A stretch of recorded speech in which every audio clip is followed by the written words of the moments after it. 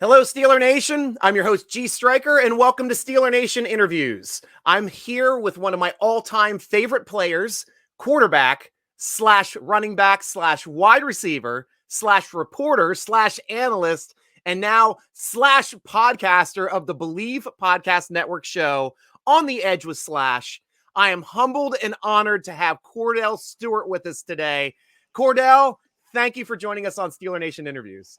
Stryker, no problem, brother. Oh, Appreciate you having me coming on and have a chance to talk about some Steeler football and everything that encompasses football. Sure. Perfect. So let's start off by talking about your podcast. It's on the BLEAV Network. That's BLEAV.com. Your show is called On the Edge with Slash. I listened to episode 3 while I was prepping for the show. Love it. So tell Steeler Nation what they can expect when they hear your show. Everything that encompasses Slash, right? On the Edge. Pretty much can do any and everything on the field. So I try to add that same alter ego to my podcast to be able to have some fun and bring some insight. It's hard to say different than anyone else's because it's all the same information. It's just all about the delivery, right? So wanting to talk about it and not be so political, you know, because sometimes when on networks, you have a tendency to make sure that you're honoring the upper room of the business and you're not rubbing anyone the wrong way. And sometimes that is telling the truth sometimes, but that's what I'll do with my show is be on the edge as much as I can, talk about the stuff that you're thinking about, you know, that you probably would not bring on air. But that'll be me, you know, because everything I did on the football field kept you guessing, kept you wondering, didn't know for sure how it was going to work out to the point where you still can't categorize it for what it really is, which is just being a great athlete. And I'm going to try to do the best I can to be a great host on my show and bring as much energy to college football, NFL, golf, and anything else important that's going on in our country. That's what I'll be talking about. Nice. And from listening to your show, you've got great analysis and insight. So Steeler Nation, you've got to check out and put this on your list for podcasts to listen to. Now, I know you were called Slash for all the different roles you kind of played on the football field, but I felt you were just a football player, you know, like kind of like the old school guys that would go out, they'd play multiple positions, and it seemed like you can line up just about everywhere and contribute. So what do you think of the Slash nickname? And more importantly, could you also have played defense? Well, you know, when I was in high school, on the JV and a freshman and JV team, I would be playing corner and safety. Oh yeah. So playing football was my thing, you know, and the game of football in the National Football League is so traditional, right? In a sense of at one time, if you played this one particular position is what you played. To do everything else as an athlete, you then need to go play the athletic position. And as you've seen for many years, guys who were athletic, what would they do? They would play safety, they would move to corner, they would move to a punt return, kick returner, they would play wide receiver, and take you away from playing that one position that didn't require that much athleticism, which was a quarterback position. Well, I became one of those players that was stubborn and wanted to stand my ground with what I believed in and letting people know that because I wasn't 6'6", because I wasn't coming from the world of just playing quarterback full time, which truly I really did in essence. Coming out of Colorado, I the leading passer in Colorado, all-purpose yards player in the Big 8, led in all categories when it came to all-purpose yards. Still stands to this day because the Big 8 is no longer around. But that is my league and conference to hold the scepter in when it comes to all-purpose yards. But you know, when I got to the National Football League, I wanted to help. One thing led to another. I ended up catching. I ended up throwing. I ended up punting. I ended up running. And people tried to find a way to categorize it. And for me, I say it's just a one-off. You probably will never see it happen again to where you have me throwing for 75 touchdowns, which today 75 touchdowns can be done in a season and a half. Right? But then you couple that with being able to put up 35 touchdowns. Okay, so we could say Cam Newton may have been one of those players, but what about the 5 receiving touchdowns? No one's ever done the 5 receiving touchdowns with one organization. Right. So with that, you know, Yes, it is the old school way of playing ball. Yes, it wasn't the traditional way of playing a position, but still played it well. Considering the changes of coordinators, things of that nature, Hmm. that all goes together. It all goes together, and still had a great time doing it all. So yes, you can say I was a throwback in a sense, Hmm. uh, because I was able to do everything so well. God-given abilities. Let's say that mom and dad did a phenomenal job of putting me together, I guess, right? Right. Um, to the point where I was able to showcase it on the field. But it took a commitment for myself, Hmm. and the stubbornness in a sense to not be changed. Right. And, I guess you could say sometimes it worked really well for me and sometimes it worked against me. But that's a Hmm. part of it, right? It's a Yeah. part of it. But you were really kind of ahead of the time with the way that the mobile quarterbacks are kind of being used now. And it's more like tailoring the offense to the mobile quarterback with the RPOs, with the design quarterback runs, kind of like with Lamar Jackson winning an MVP here with it recently as well. Hmm. How do you think that you would have fared then in today's NFL, the way that they're designing around the talents of the offensive quarterback and their Extremely well.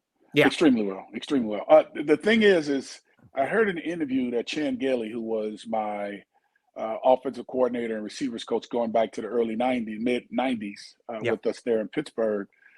I heard him when I went on an interview mention that we had Kordell be a drop back and play action pass quarterback, mhm, which is the game, yeah, right? I think people get so enamored with the ability to move with my feet to where that is a part of the game. That is the game. yeah, Chan wasn't wrong, but he was just making sure that people understood, well, that's what we had him doing then, knowing what he could do mhm, extra. Just imagine how it would be for him today in right, this league. yeah. And in that league, it was still good football. Mhm. It was just always, can he do it again? Can he Right. do it again? Can he do it again? When he Mm, makes a mistake, maybe if we would have had a full time quarterback doing it and had him play another position, maybe mhm. this thing could work out a little bit better. But throwing the same passes, completing the same third down conversions, Right. completing the same fourth and seven conversions against the New England Patriots there in the old Foxborough Stadium, Yep. against to Yancey Thigpen, against the Hall of Famer now Ty Law. Right. We were with 30 something seconds left on the clock. We had to score and get a 2-point conversion. Yep. We convert that fourth down. Mark Bruner catches the touchdown. We Mm, come back 2-point conversion to Yancey. Before you know it, Norm goes down and kicked the field goal, and we get home field advantage throughout 1997. So yep. it was all the things that a quarterback does today, coming from behind to win games. It's what we were doing with Mm, this style way back when. yeah. Today, it would be a norm. I mean, let's be transparent. Kyler Murray, Mm, he's the number one overall pick a few years ago as a quarterback, and he yep. defied the odds of what allegedly the typical and traditional height is. So what is he, 5'9", 5'10" at best? Right. And he was Yep. the number one overall player taken, who Yeah. arguably could have went to play baseball as the ninth pick overall. You're It, right.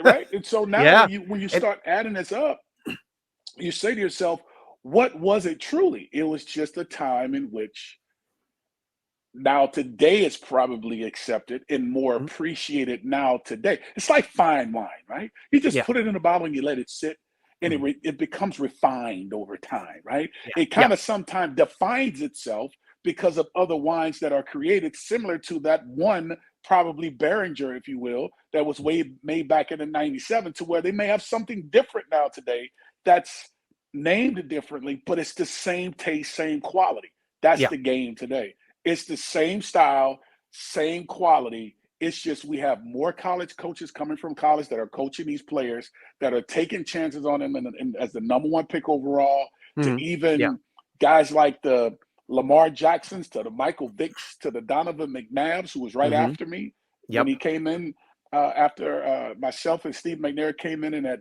95 draft. So Yeah. today it's being talked about like it's the greatest thing on earth, right? Yeah. Yep. Um, and I heard one guy say it was hilarious. I was like, "Really, guys? Is this how you're going to treat me?" I said, "I'm in my feelings right now, Stryker." I Yeah, said." right? So they said, so a guy said, I think it was coming up to the draft, Uh, and they said, "Who's going to be the next Taysom Hill?" I said, I said, "What?" I said, "Are you?" I said, "Hey, hey, hey, hey! I know Taysom Hill deserves his time. Right. Give it to him. But guys, let's stop scathing over it. The reality of it is there was only one that was capable of standing the test of time and fighting for his opportunity to be the starting quarterback. Taysom Hill now is a tight end. Tim Tebow was converted into being a special teams player in Philly once he left Denver. It's hard to go do all the other positions to then ask to come back and be a quarterback and it be respected and appreciated. It's hard. It takes a strong mind. It takes a strong will and truly tenacity to take that chance to know that the media may say pretty decent throw. If he throws it upfield, it's, you know, it could be a better pass or whatever, but all of a sudden you have a Tom Brady who would throw that same pass. Great throw, phenomenal pass. Right. Outstanding job, right? Yes. And so, I understand it. You know, I get it. I knew what I was walking into when I asked, could I help out to play Slash? And I knew what I was going to give to the team. And we did. And we had a chance to make a run to a Super Bowl with the great play of our defense and Bam Morris running the heck out of the ball with our offensive line led by Hall of Famer Damani Dawson and Yancey Thigpen on the outside, you know, and Ron Earhart, Chan Gailey, and all those guys doing their work as an offense. You know, and then I helped out with a little sprinkle of pepper on top of it to spice it up a little bit. You know, and it was a great time. But you know, it's still happening. So I think as an organization, this is just me speaking, because people fight against the realities of that style of play. Oh, he couldn't do this and he couldn't do that, but I was doing everything, right?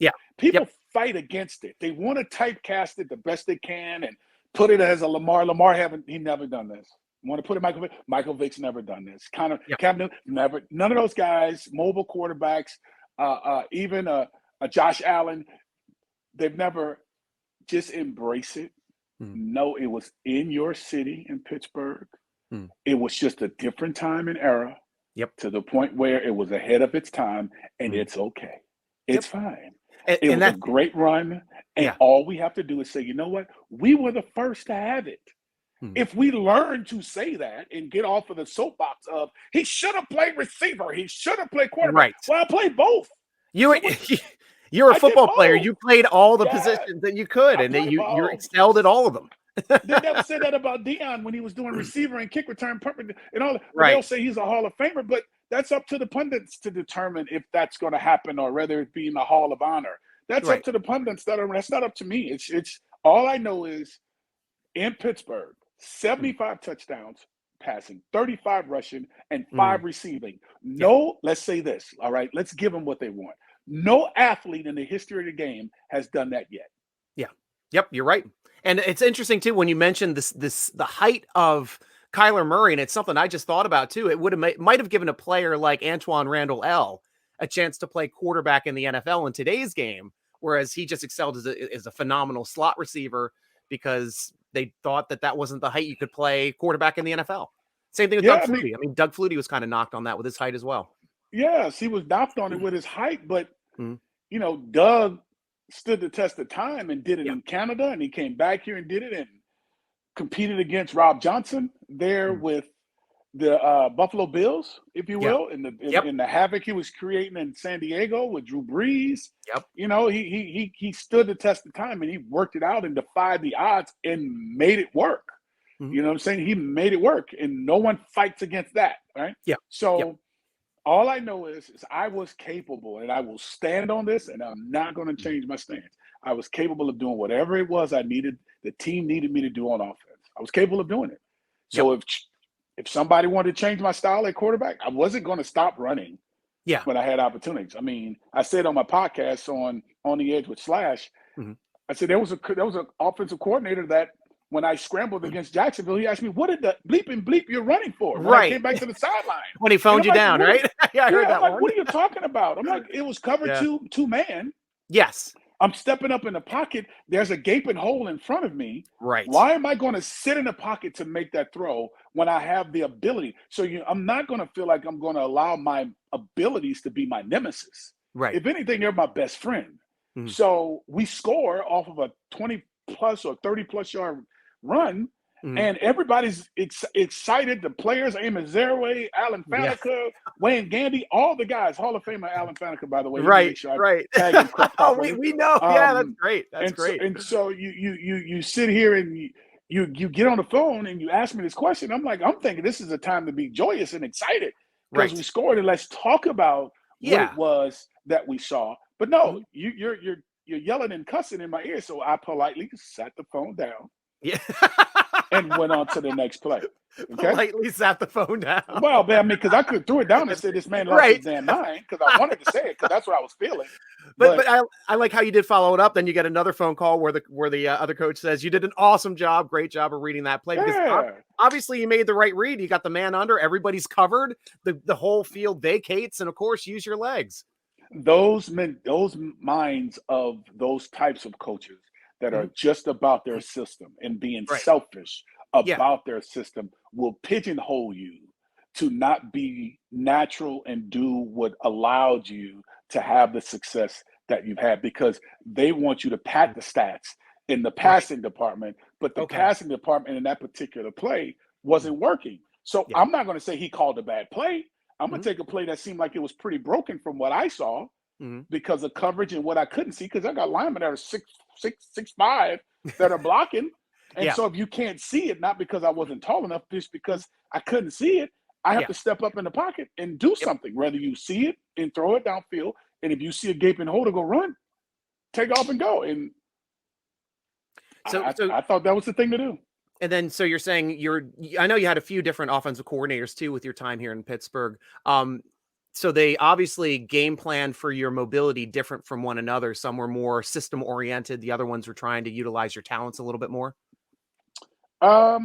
Say that one more. Ask that question one more time. Oh, just with your offensive coordinators being different. Like one offensive coordinator, like we just talked about, might have been more system oriented and not as interested in what you can do physically. Were the other, when you started getting other coordinators, did they start game planning more toward your mobility?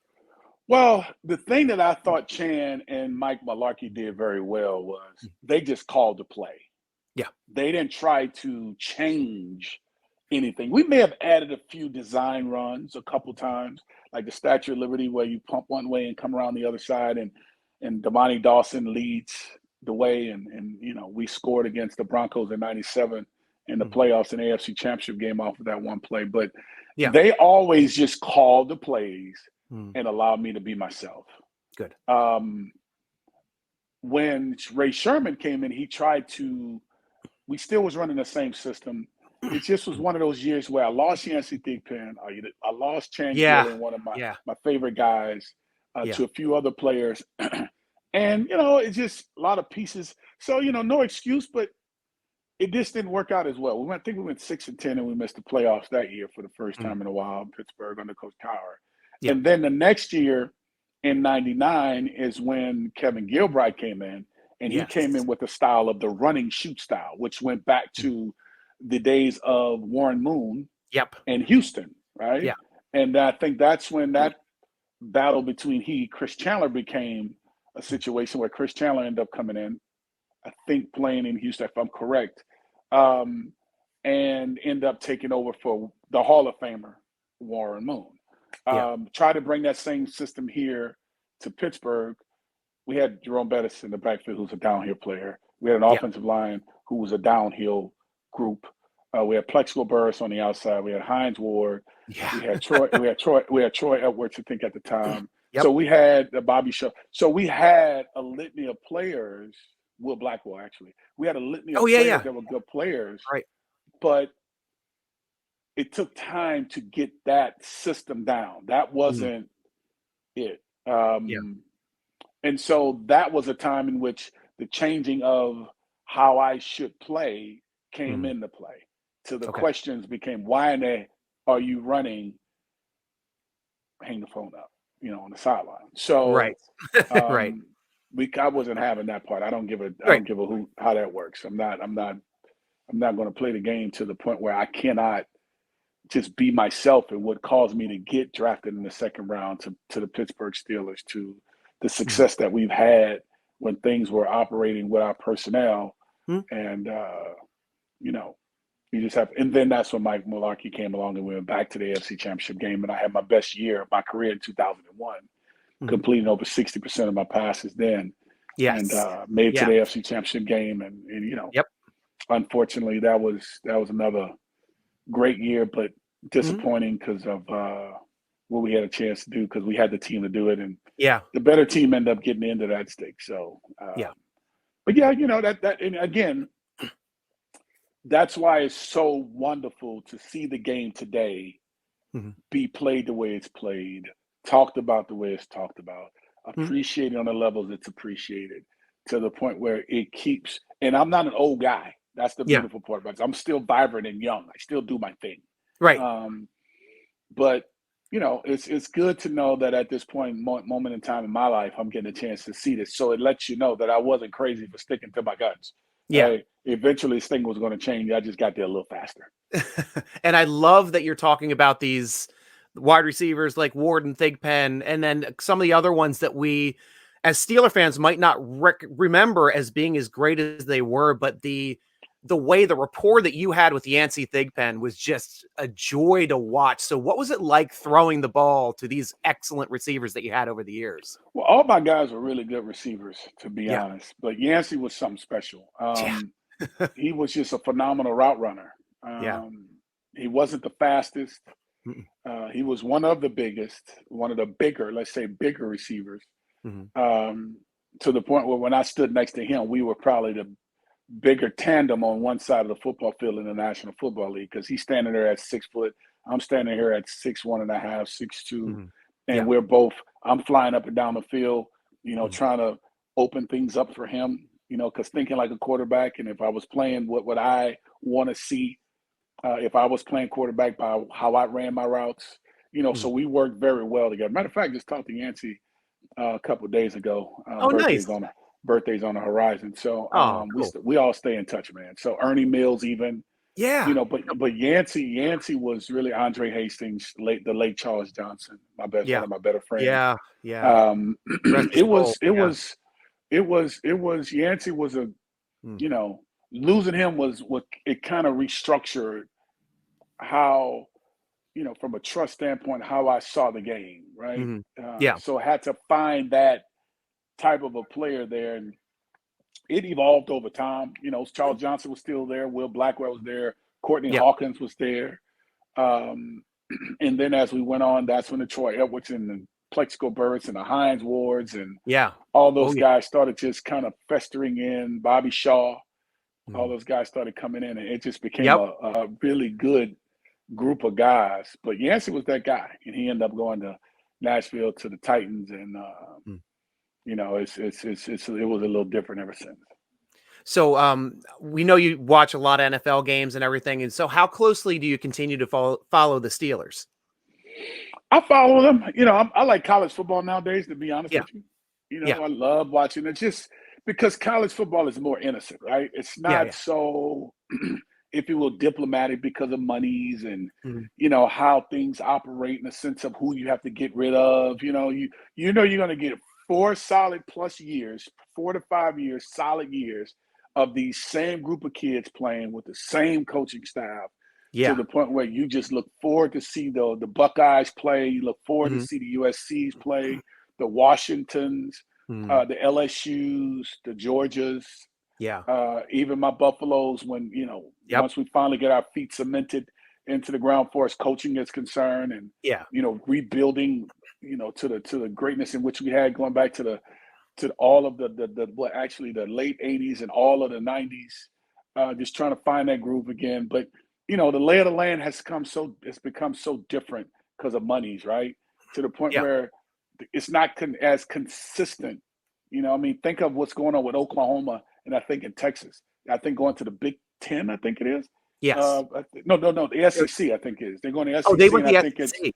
Wow. And I think it's UCLA and USC that's going to the Big Ten. Okay. Right. So you know, that's why I like college football so much, because you know, it's innocent. You don't have all the politics and, you know, all the stereotypical conversations of, well, he's too big, he's too small, he's not good enough, he runs too fast, he can't play quarterback, puppet time, all that. You know?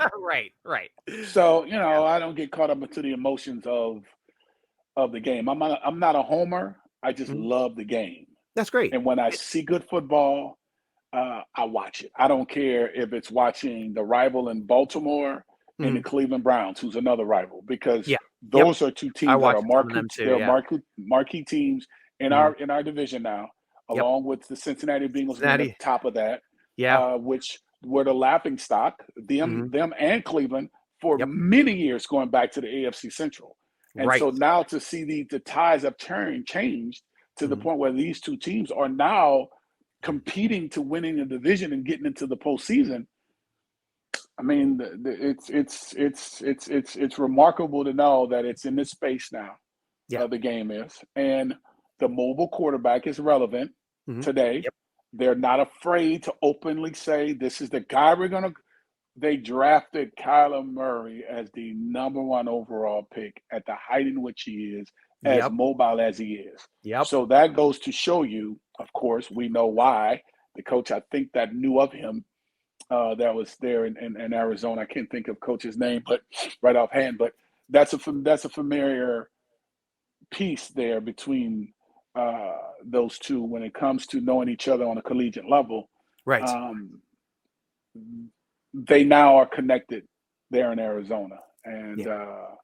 it's the game is changing tremendously, and I Mhm. think it's good for the viewers because, as everything we always say, it's evolutionary, right? It's just constant. It Mhm. changes over and over, and to see it where it is now, I just like to my point, Striker. I just like Yeah. watching good football. I don't get caught up in just Awesome. watching the Steelers. I don't just Yeah. watch the Yeah. Steelers all the time. I watch them. I like watching Tom Brady because he Mhm. left from the New England Patriots to go to Tampa Bay Buccaneers, where Yep. organization that's been kind of in shambles in a sense of consistent winning for years, Right. and now Yeah. they're a relevant team. And this guy went down and won the Super Bowl his first year. And last year, Right. he got them in position to win the postseason game, but it Yep. came down to a play that a safety didn't play honest enough to where the ball got behind him, and they Mhm. end up scoring a touchdown with the Rams, Right. um, in the end zone. So it becomes one of those situations where, again, I just like watching football. As I like Mm. to play it, I like to watch it the same way, just Awesome. openly and out there, to the point where I don't get caught up into,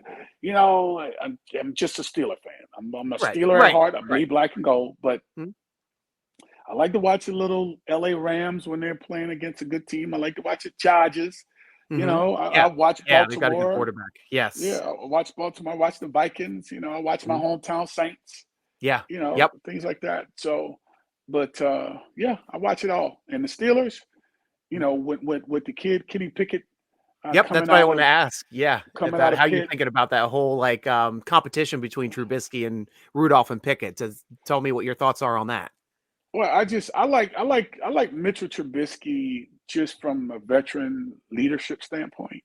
Mhm. Um, I'm not going to say what he deserves because I think his play in the preseason will determine what he deserves. Right. But it wouldn't hurt if that direction were to go with a Mitchell Trubisky. Mhm. Because to throw Kenny in there right now, I think you're buying in that he is the future starting now. Right. And I mentioned the term rebuild, and I know sometimes sometimes Steelers never mention that term. Right. They do a very good job of being able to play both sides of the fence, Mhm. by bringing in someone like a Mitch Trubisky. Mhm. Hopefully, he can catch on and give this young man behind him and Kenny Pickett the opportunity to learn. Mhm. But if they go with Kenny Pickett, it justifies why they got him at the 20th pick overall in the draft. So Right. they will have their cake and they will eat it too, when Yes. it comes to how they actually strategically went about their business in this quarterbacking carousel that they have there in Pittsburgh. So, you Mhm. know, restructuring, rebuilding, transitioning, pick one of the three. Um, Transition may sound like the most favorable one. I'll say Right. rebuilding because we got Najee Harris, who's a young player. It's the Right. second year. Will he Yeah. be able to touch the ball as many times as he did last year, this year Mhm. again? Barring injury, hopefully it does not happen. Knock on wood, as I do my head Yeah, here. I know, me Um, too. right?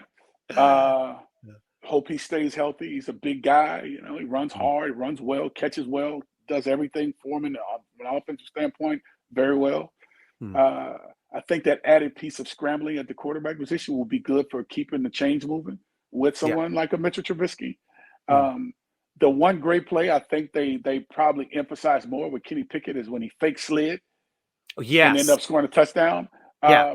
But I know his numbers are really good at Pitt. I think he surpassed Dan Marino with Hmm. numbers, but He did. it still remains to be seen. I think all three of the quarterbacks and Rudolph, they all did well in the preseason as far as numbers.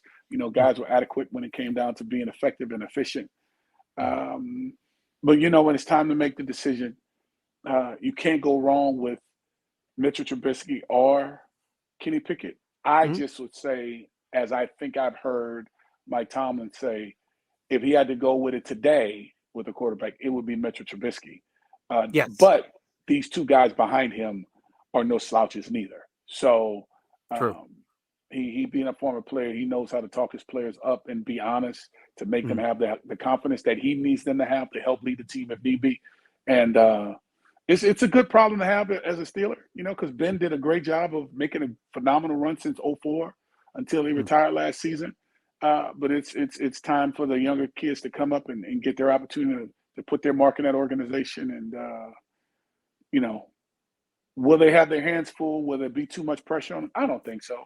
I think the Hmm. fans are looking forward to seeing which the new kids coming into play. I think no one's kind of bitter about it at all. Right. Sometimes guys leave too soon, be like, "Oh, we wish you could have stayed longer." But everybody saw the end of the road for Ben, Yeah. and saw the Yep. new coming of what could have been, and which is now to say is Hmm. Mitchell Trubisky, Kenny Pickett, and Rudolph on the backside of it. So Yeah. I'm looking forward to seeing how it works itself out. I hate the preseason because it's boring now because you're going to really see all the younger players playing because there's only three Right. preseason games.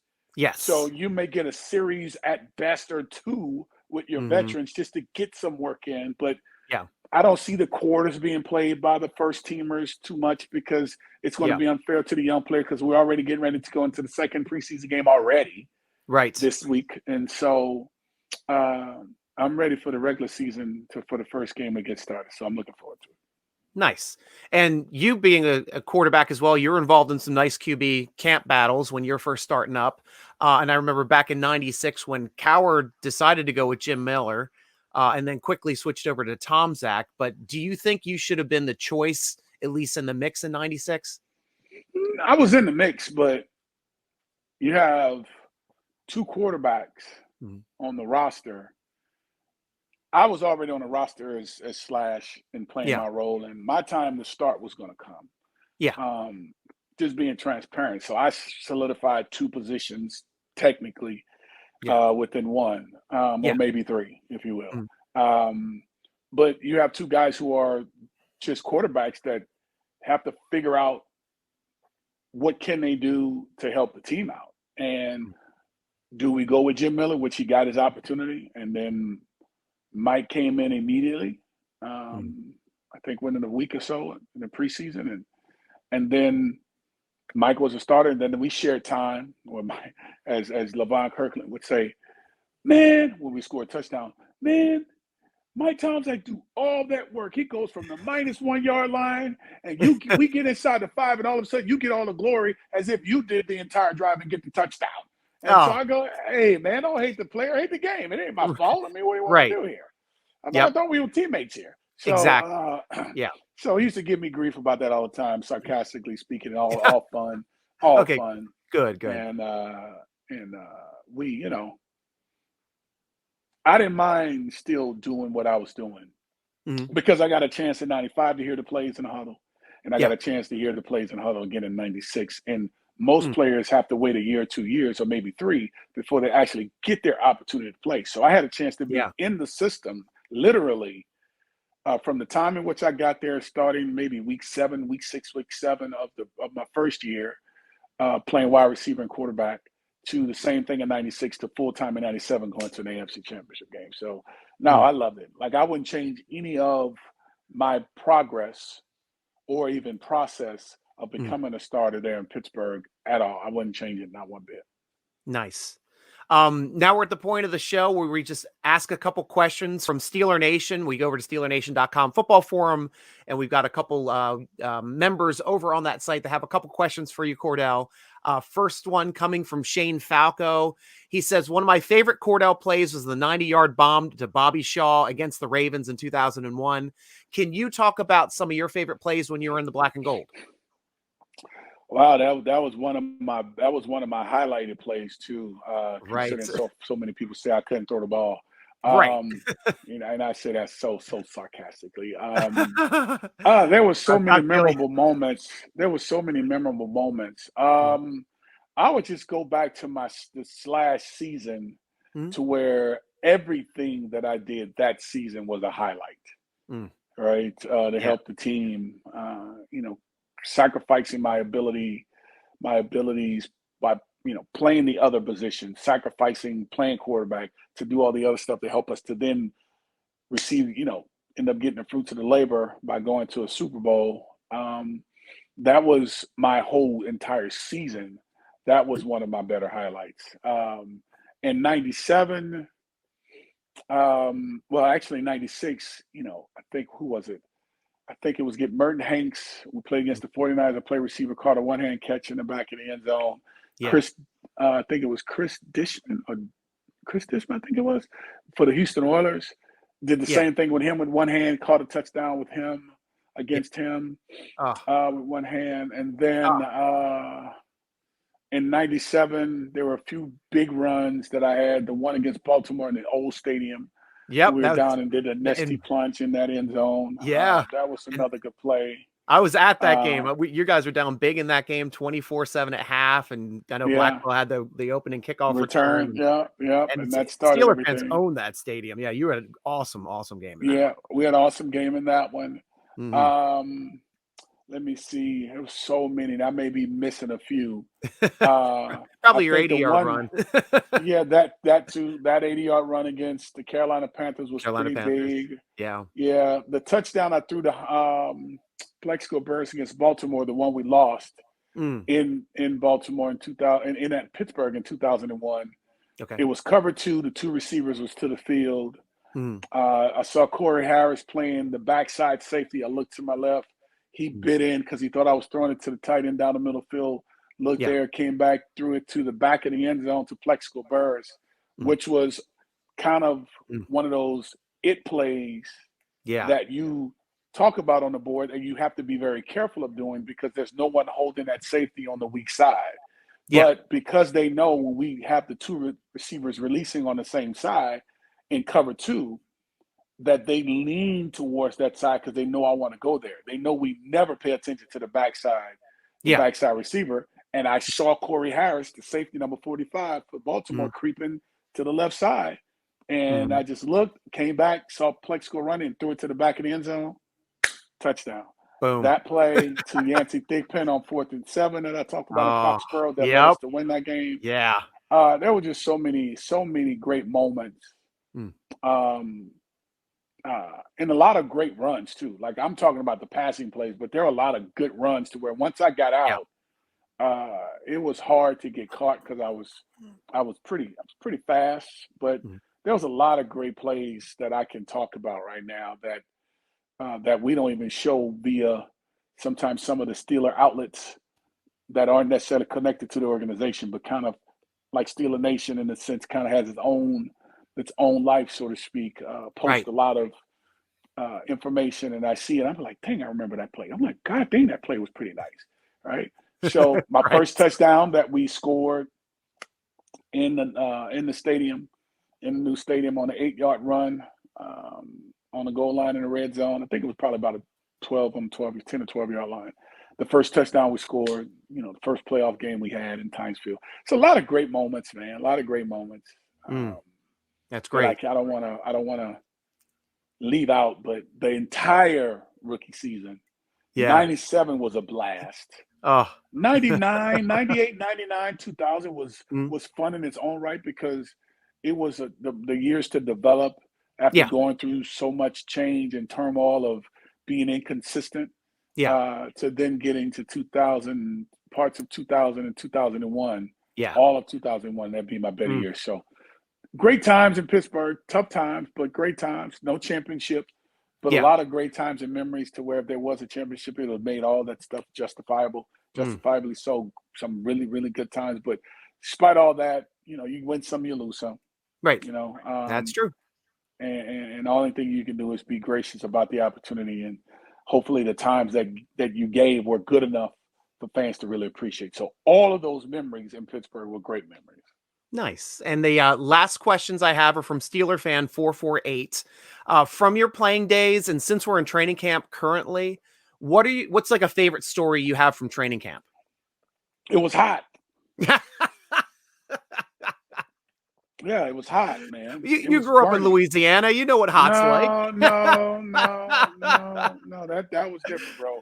We had breezes in Latrobe sometimes because when you think of it, at St. Vincent on the field, it's kind of like a valley. Yes, right? It's like a horseshoe, right? You have the hill where the fans are, which I think it's a stadium now, to the St. Vincent on the other side and everything behind you. So the breeze at that time, for whatever reason, seemed like, maybe because it was just camp, maybe a psychological thing, but yeah, you know, those were moments that were, and the grass was pretty thick and high.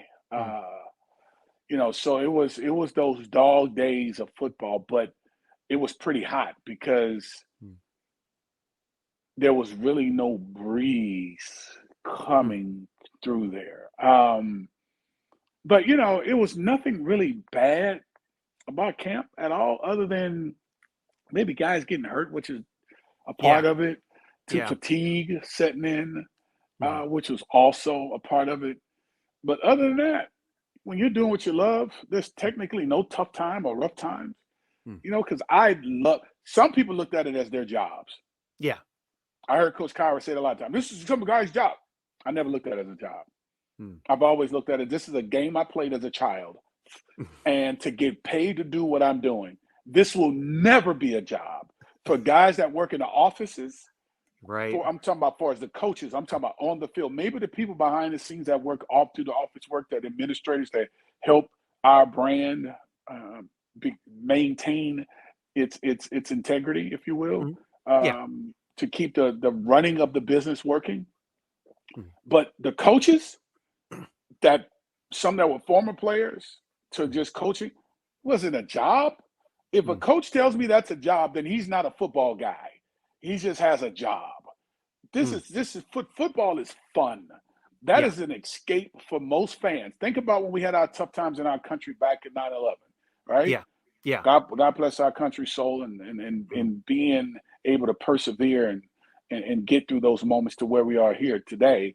People lean on that sport for excitement, fun, and joy. So to make that be work, just because you're getting if you will, a stipend, I like to call it a stipend, just because you're getting paid, you're getting your stipend.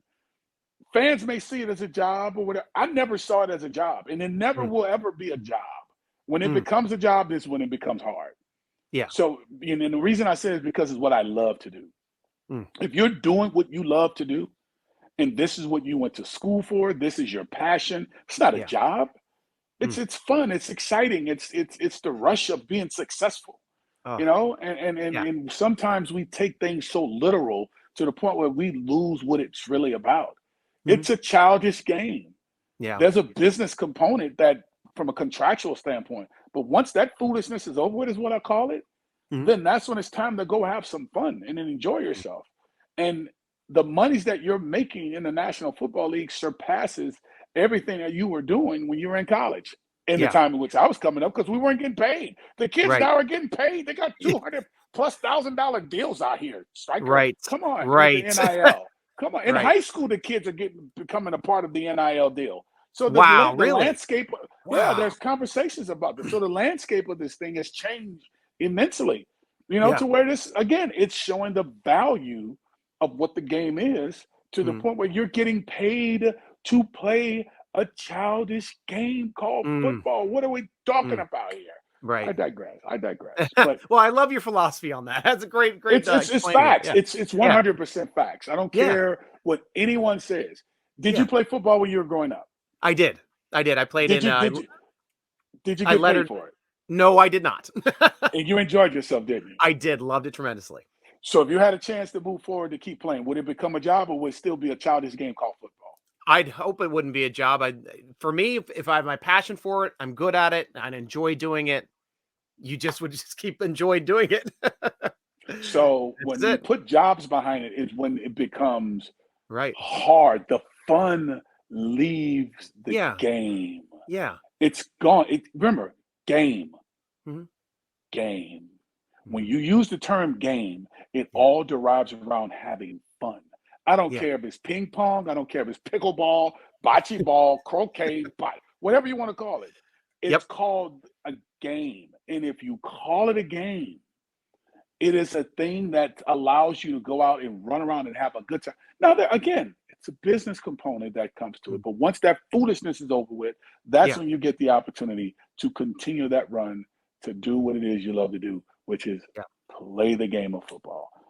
Yep. That's it. That's it. Plain and simple. And that's what I And love about it. awesome. And last question I have for you from a Steeler fan 448 is, who is your favorite quarterback to watch currently in the NFL? Currently, Mhm. I like watching Josh Allen. Yeah. I love watching Patrick Mahomes. Mhm. Tom Brady is a surgeon Yeah. when Yeah. watching him play. I mean, remember, I was in the Pro Bowl with him in 2001, 2002, and we're Yeah. talking 2022. I Okay, know. Isn't that crazy? so Wow. you have that piece. Hmm. I like watching Kyler. I like watching Lamar. Let me see who else we have that I think is lightning bolts when it comes to playing. Aaron He's Rodgers. I have my moments where I like watching Aaron Rodgers, yeah. but And you were he has mentioning so much. Go ahead.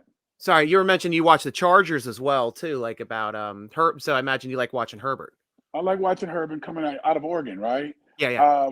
His ability to move around. I like Aaron Rodgers, but he doesn't Mhm. use all of his attributes when it comes to making plays all the time, Mm. And I sometimes get disappointed because I like to see him move with his feet a little bit more, like running more. Even though he's arguably one of the most accurate in the game today on the move or Yeah, broken plays, I just like to see him be more impactful with his feet because he has the ability to do so. yeah. And so, Dak Prescott is one of my favorites, to be honest. Oh, nice. No one gives him enough credit. Yeah, you're right. Statistically, his numbers are in the top 5 across the board, Mm. statistically. Mm. It's just so happened he is playing with the true America's team in the Mm. Cowboys. It may be because everyone's still leaning on the 90s, in which they were great at that Yeah. time. They're not giving him a chance to really do his just due in the game with throwing the ball because he throws it better than most. Yeah. Um, I just think Ezekiel Elliott needs to get himself together, get back in shape again, and be a part of the success, and Mhm. not be the declining problem. Because the guy, I think what is it, the kid Roussard or Richard, Yeah. whoever it is, I think it is behind him. Yeah. He Yeah. is killing it. He is the best back on the team right now. No Wow. one wants to say it out loud, Yeah. but his backup, I think is Broussard behind him. He is number 20. He's arguably the best back on the team right now. He does Wow. every single thing well. His Yeah. average per rush is better. His hands are better. His being able to run downhill to get to the second level is much faster. Yeah. He could take on that one hit in the open field and make somebody miss and actually can take it to the house. Mm. Right? Yeah. So, the game of football has evolved to the point where, oh, you know what? Hmm. Let me go here. I'm mad. I'm pretty ticked off that no Oh, one has Lamar Jackson in the top 10 as a quarterback in the National Football League. Who yeah. who came up with this? I No hope, idea. and to not have him in the top 10 in the National Football League And winning is an beyond MVP me. also. Right. Like the foolishness is beginning, right? Yeah.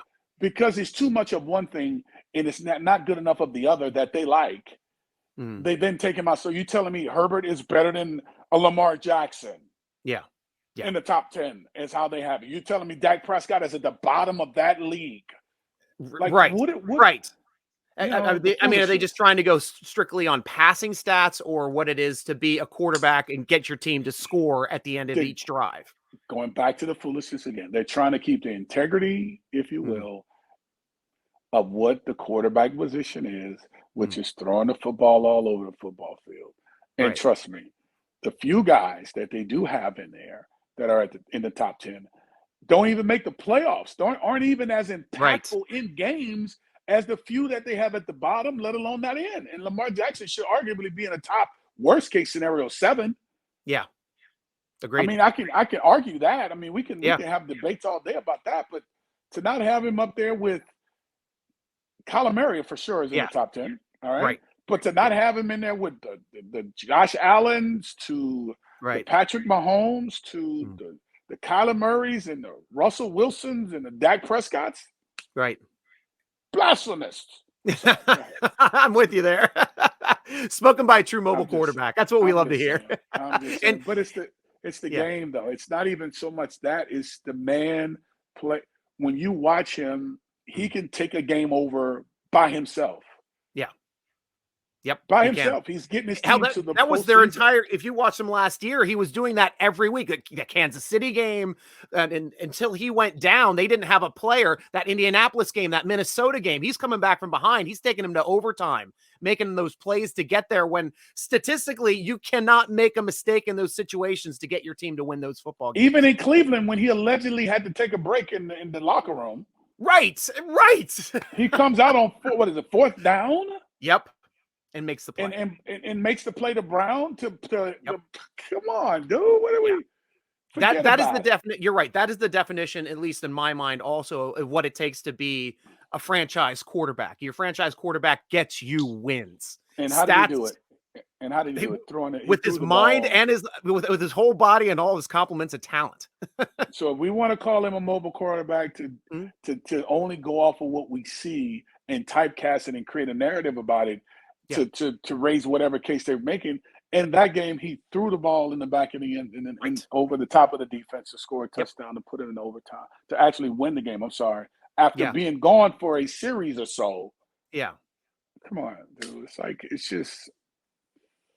Well, it's a good thing that we don't have to have it be up to the pundits to decide the game of football and how we enjoy it. So I think you hit the nail on the head with that, Kordell. Well, my thing is this.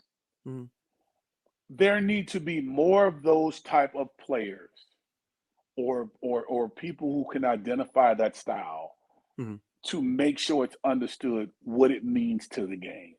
Yeah. Because if we keep typecasting to say Wildcat, their option, then it pigeonholes those players who are mobile. Yeah. Because we're not saying that when Andrew Luck was recklessly running and consistently getting hurt. We weren't saying it, but we said that he runs when he has to, or we say that with Josh Allen, he gets him far into the postseason. And it's like you typecast whoever you choose to typecast to determine. Look what they did to Kyler Murray in his contract to say what would happen to him if he didn't study for 4 hours throughout the week. I'm like, are you freaking kidding me? Just 4 hours? Yeah. Is that what we're trying to say here? Like, really? Right. Why? Because he's a mobile quarterback. Like we need to cut it out, really. And just allow these athletes who are quarterbacks be themselves and call it for what it is. Is he getting the first downs? Is he helping his team win?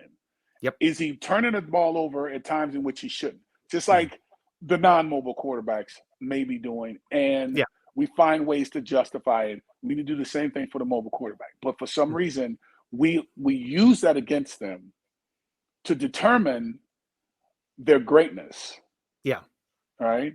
And rightfully so, they make mistakes just like any other quarterback in the National Football League, whether it's Josh Allen, whoever it may be that are mobile quarterbacks. Just make sure that it's not about anything else other than, to me, did you convert when you need to convert? Because Chan Gailey told it to me best. Kordell, I don't care how it gets done. Just stay out of the loss of downs, getting sacks, and turning the ball over. If you can stay ahead of down and distance, the more you do that, the more we get in the end zone. Yeah. And that philosophy has more precedence than the system and how you look doing it. Because if you're winning, that cancels all issues. Right. If you're losing, you open the door to allow the pundits to be able to justify why certain things won't happen if he continues. And okay, yeah, there has to be a balance. But if you can sit here and win by running the quarterback, rushing for 100 yards and maybe throwing for 150, throwing one touchdown, one interception, and rushing for 3, yeah, which sometimes were my stats. Yep. And it was all predicated on the 1 touchdown and the interception, but forgetting about the 3 rushing. But right, you know, which you can't take away. Like that was Cam Newton's game. He was an MVP as well. Got him to a Super Bowl, 15-1. Yeah, got him to a Super Bowl, and we talk about everything else, but how well he played that year to help his team get to a Super Bowl. So right, you know, it's narratives, it's typecasting, and you know, I just say, you know, the game is changing in the right direction. We were ahead of our time as a team. And I think if we can appreciate it for what it was and know that you had a quarterback that was capable of doing anything, could have gone to the Hall of Fame as a wide receiver. Many says that. I don't know. Yeah, we don't know that. Right. We have no clue if I could have gone as a wide receiver. But people have a tendency to say it. I know. Right? Yeah. You know, and when I hear it, I laugh. But that's a testament to my abilities and what I was capable of doing. And I use it that direction. I'm not going to sit up and say my quarterbacking was horrible, because my quarterbacking was good too. It's just we didn't win the Super Bowl. We had changes, all that good stuff. So let's talk about the both. Let's talk about both of those guys. Don't talk about one. Talk about both. Don't get rid of one. Talk about both.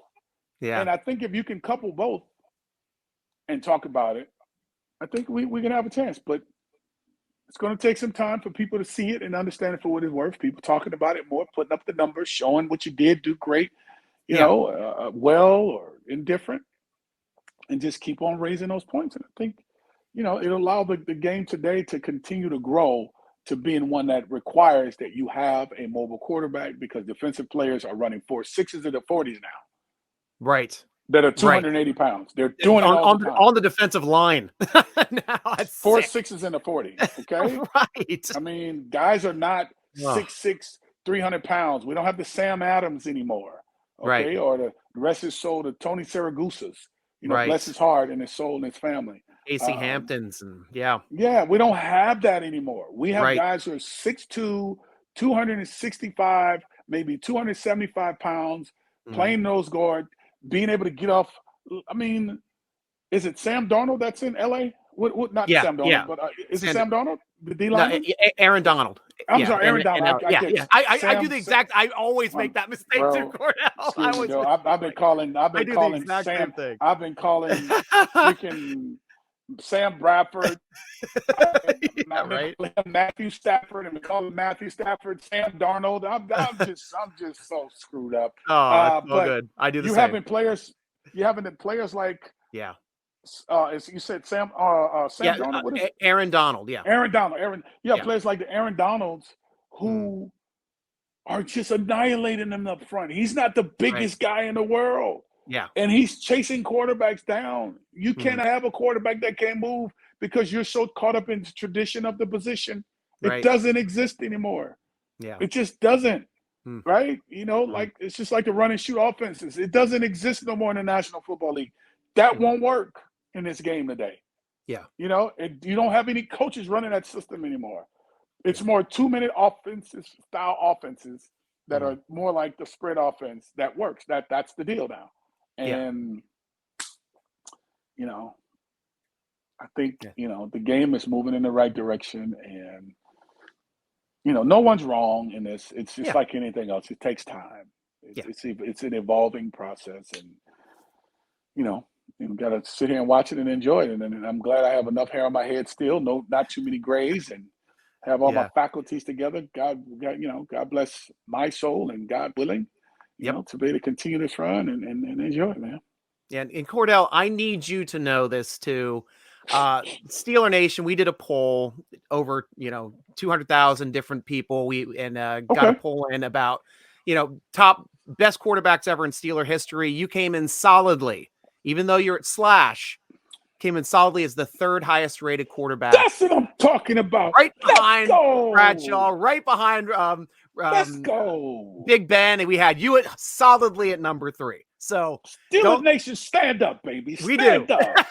That's what I'm talking about. We love you as a quarterback. That's what I'm talking about, brother. And guess what? I did catch the football very well. Yes, you did. I was faster than most defenses on the team. Yes, I was faster than most guys on the football field at the same time. I was, and I'm still the 3rd quarterback in Steelers Nation. Let's go, you are. Baby. That's Let's it. So, guys, please be sure to check out Kordell's podcast, On the Edge with Slash, at BLEAV.com. Believe it. That's BLEAV.com. Also, your social media at K/10, both on Instagram, both on Twitter. Make sure you're following them everywhere. We'll have all those links up on our page as well. Kordell, it's been an absolute pleasure and my pleasure to spend an hour with you talking football, getting to know you, and I really appreciate your time. Hey, Stryker, keep striking it, baby, because you. Oh, no, I got a break. Got to freeze right at the end. Oh, but I appreciate it. I appreciate it so much, man. Steeler Nation, be sure to check out SteelerNation.com for the best unique Steelers content on the internet. Click on the podcast button to listen to one of our many interviews, or click on the forum button for the best football discussion on the internet. And be sure to subscribe to our YouTube channel, youtube.com, to be the first to know about any of our videos, breakdowns, interviews, and to be in and be able to discuss directly with us live on our Steeler Nation vidcasts. That's youtube.com/Steeler Nation. Tweet us at Steeler Nation. Instagram us at SteelerNation.com. Follow the podcast on Twitter at _SN Podcast. On Instagram, Steeler Nation Podcast. Or follow your host, Steeler Nation Stryker, at SN Stryker on Instagram, Twitter, and TikTok. Thank you for joining us on Steeler Nation Interviews, sponsored by Total Sports Enterprises. I am your host, G.Stryker, with Kordell Stewart, rooting along with you as always. Go Steelers!